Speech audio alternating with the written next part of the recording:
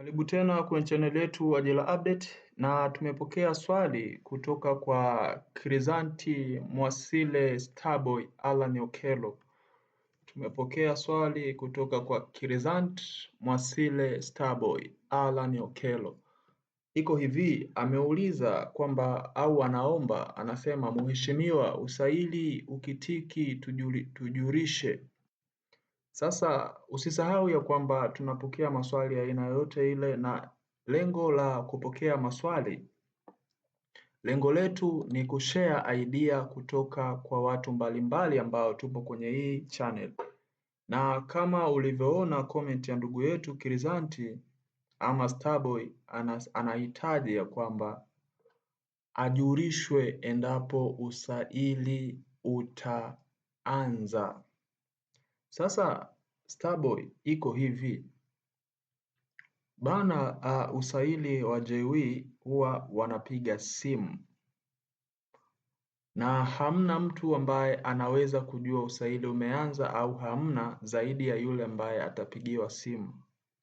Kwa maana hiyo Starboy, cha kuomba labda tuwaombe wana channel ambao tuko wote tunakuwa tunasikiliza, tupo wote kwa umoja wetu, basi mtu yoyote yule ambaye ataweza au akifanikiwa kuitwa kwenye usaili, basi aje atushtue huku kwamba wanangu, mimi ndo nanyofoka hivyo, nimeitwa usaili, naombeni dua zenu. Umeona? Kwa hiyo tunategemea mtu yoyote yule ambaye ataitwa kwenye usaili basi comment, au hata mimi mwenyewe nikishasikia mtu yoyote ameitwa kwenye usaili nitakujuza Starboy Alan Okello. Kwa hiyo usijali kabisa. Kwa hiyo iko hivyo ndugu yangu, lakini usaili wa JW kwa navyofahamu huwa wanapiga simu personally. Kwa hiyo wanakupigia mwenyewe kwenye namba yako uliyoiweka. Cha kukusii tu sasa hivi simu yako iwe on muda wote, hakikisha ipo kwenye mtandao, maana hayo mambo yanaenda kijeshi kaka, hii sio kienyeji, kwa hiyo ni kijeshi.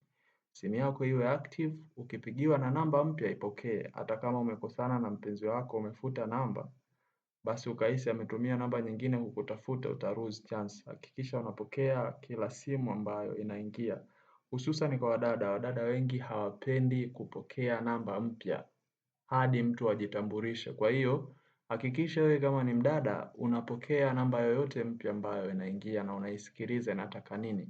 Huo ni ushauri wa bure kutoka kwangu.